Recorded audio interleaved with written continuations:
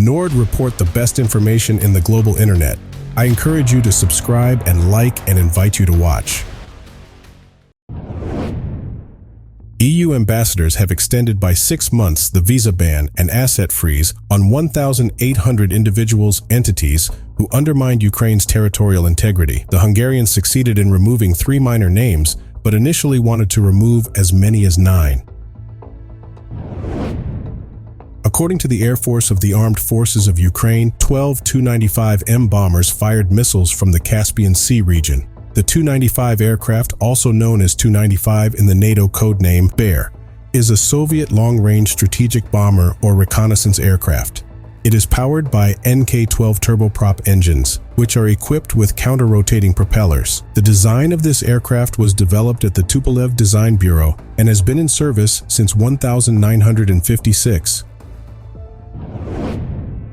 Ukraine reported that the Russian military is now using Myanmar-made ammunition, Burmese 120ER and 120 mm HE mortar bombs, which have recently entered Russian service. Previously, no transfers of ammunition from Myanmar to Russia were reported. Most of the markings on this ammunition have been removed, but Ukrainian experts were able to identify the 120 mm caliber mortar shells due to the characteristic shape of the shaft and the remains of fuses. These are the first reports of ammunition being delivered from Burma to Russia. Recently, relations between Burma's ruling junta and the Russian government have grown closer, as reported by the U.S. State Department. The two countries have strengthened military cooperation.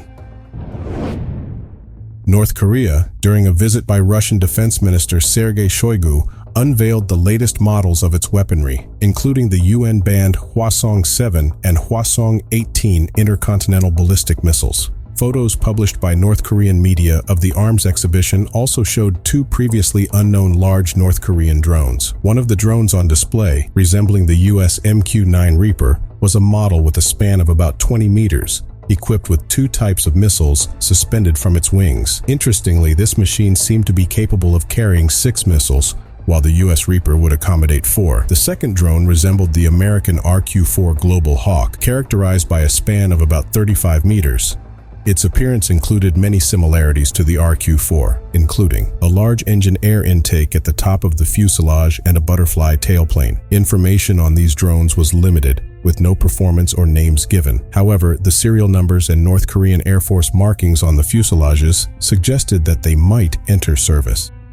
It's worth mentioning that the demonstration of these drones came some 2.5 years after Kim Jong-un's call for the production of unmanned strike devices and reconnaissance drones with a range of 500 kilometers. This is an interesting demonstration of North Korea's military capability in the field of unmanned aerial platforms, which could raise international concerns.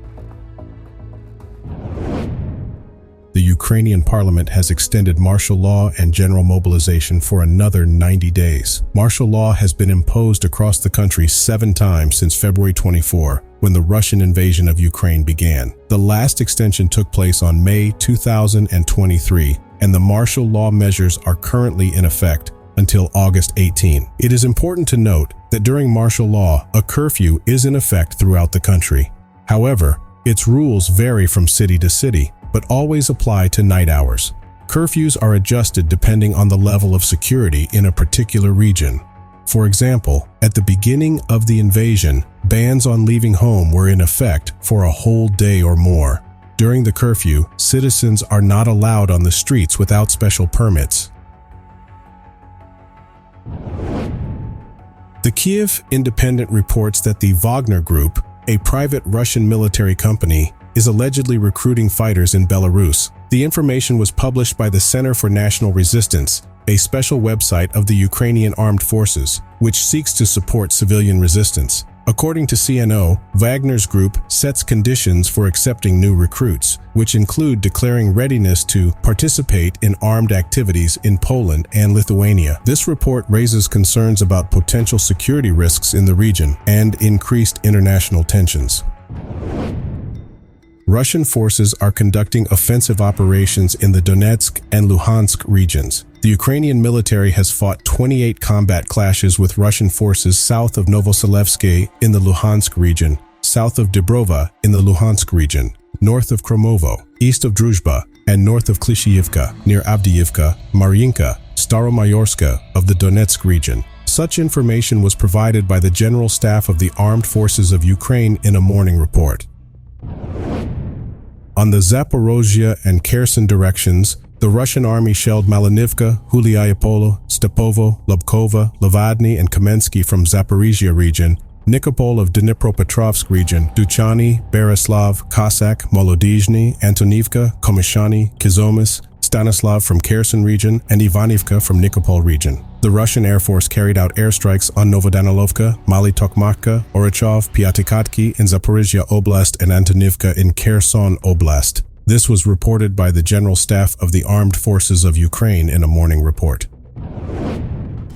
During an overnight rocket attack on Ukraine, Russia attacked, among other things, port infrastructure in the Odessa region. According to the region's governor's office on Thursday morning, the attack caused the death of one person and damage to a cargo terminal. Since Moscow's withdrawal from the Black Sea Grain Initiative last week, Odessa ports have become constant targets of Russian attacks.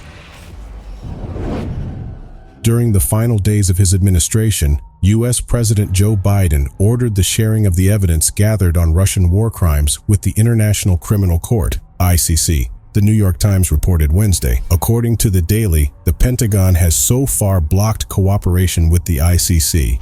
Although the White House has yet to publicly announce the decision, it began briefing congressmen on the issue Tuesday, settling an internal dispute within the administration. According to NYT sources, although the administration expressed appreciation for the ICC's actions, including the issuance of arrest warrants for Vladimir Putin and Maria Lvova-Belova, there was an intense debate behind the scenes at the White House over sharing information with the court. The State Department and the Justice Department were in favor of sharing evidence, but the Pentagon blocked the issue, fearing it could open the floodgates for future prosecutions of U.S. servicemen. Indeed, neither Russia nor the U.S. are parties to the Rome Statute, which forms the basis of the ICC. Both countries initially signed the document, but later withdrew their signatures. On Wednesday, the head of the Senate Foreign Relations Committee, Bob Menendez, urged the Biden administration in a letter to change its policy in the context of the ICC investigation into the deportation of Ukrainian children. The senator said that while he had not yet heard about the policy change, he would welcome it. He also called the Pentagon's stance unacceptable. According to Deputy Chairman of Russia's Security Council, Dmitry Medvedev, the Russian military should now focus on unusual attack targets. Medvedev points out that there are places where the enemy does not expect them, which will make it possible to achieve a significant effect. In the context of the Odessa attack, Medvedev states that Russia must allow attacks on civilian facilities and Nazi-recruited people, claiming that the Ukrainians are not succeeding in their counteroffensive and instead are trying to present information about victories. In a post on Telegram, Medvedev describes that many Ukrainians are rejoicing at the attacks and that tensions are rising in Ukrainian society. In his view, the Russian military should focus on attacks on unusual targets that are not limited to warehouses, energy hubs, and oil bases. There are other places where the enemy does not expect them, and the effects can be significant. Medvedev's entry came after news in Russian media of a drone attack on Moscow allegedly attributed to the Ukrainian military.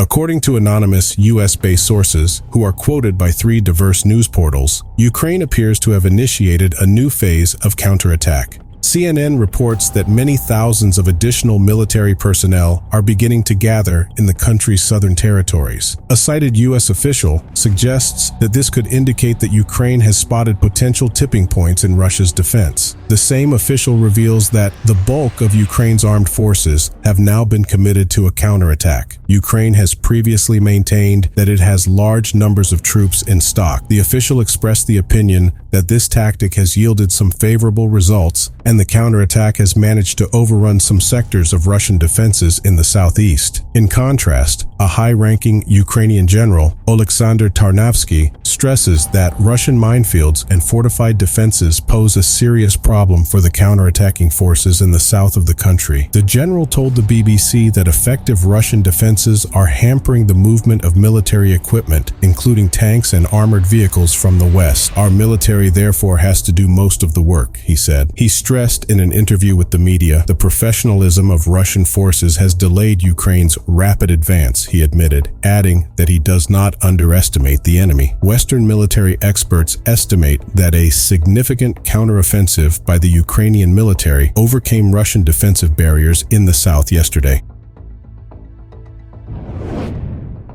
Zimbabwean President Emmerson Mnangagwa assured Thursday that his country is not facing a food deficit, but at the same time expressed gratitude for Russian President Vladimir Putin's offer of free grain at the Russia-Africa Summit in St. Petersburg. "We are secure in terms of food. He is only adding to what we already have," Mnangagwa commented.